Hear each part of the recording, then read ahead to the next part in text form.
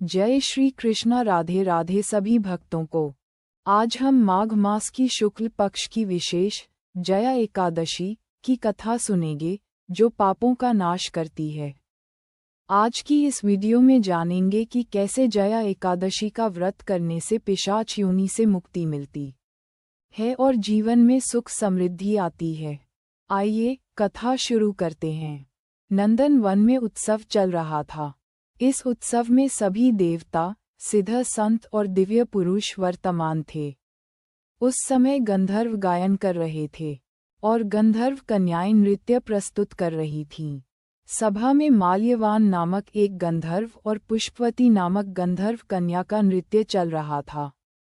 इसी बीच पुष्यवती की नज़र जैसे ही माल्यवान पर पड़ी, वह उस पर मोहित हो गई। पुष्यवती सभा की मर्यादा को भूलकर ऐसा नृत्य करने लगी कि माल्यवान उसकी ओर आकर्षित हो। माल्यवान गंधर्व कन्या की भंगिमा को देखकर सुध बुध खो बैठा और गायन की मर्यादा से भटक गया, जिससे सुर ताल उसका साथ छोड़ गए। इंद्र को पुष्पवती और माल्यवान के अमर्यादित कृत्य पर क्रोध हो आया और उन्होंने दोनों को श्राप दे दिया कि आप स्वर्ग से वंचित हो जाएं और पृथ्वी पर निवास करें। मृत्यु लोक में अति नीच पिशाच योनि आप दोनों को प्राप्त हों।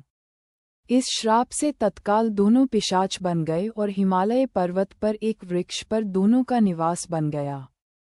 यहाँ पिशाच योनि में इन्हें अत्यंत कष्ट भोगना पड़ रहा था। एक बार माघ शुक्ल पक्ष की एकादशी के दिन दोनों अत्यंत दुखी थे। उस दिन वे केवल फलाहार रहे।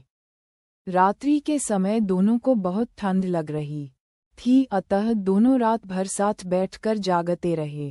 ठंड के कारण दोनों की मृत्यु हो गई और अनजाने में जया एकादशी का व्रत हो जाने से दोनों को पिशाच योनि से मुक्ति भी मिल गई। इंद्र इससे अति प्रसन्न हुए और कहा कि आप जगदीश्वर के भक्त हैं, इसलिए आप अब से मेरे लिए आदरणीय है। आप स्वर्ग में आनंद पूर्वक विहार करें।